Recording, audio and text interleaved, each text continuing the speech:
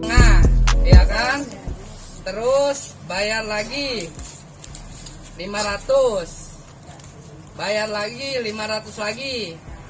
Kemarin terakhir 500 lagi belum ada kwitansinya karena keburu ketahuan nama kita. Langsung lunas ya, saya dari bulan Januari. Minta 1 jam harus lunas, saya lunasin. Ibu Rismini. Pak siapa tadi? Iya. Diam dulu. Iya, Bangga. Ini anak-anak ini Iya. gimana pendidikannya?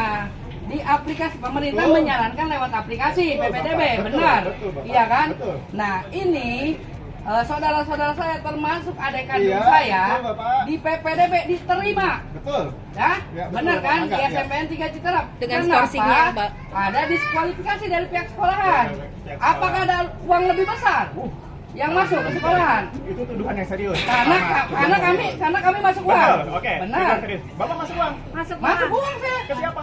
Hah? Pak Dani. Temuin Pak Dani. Ya kan Daninya nggak saya ada sama kami. konfirmasi ke pihak sekolah.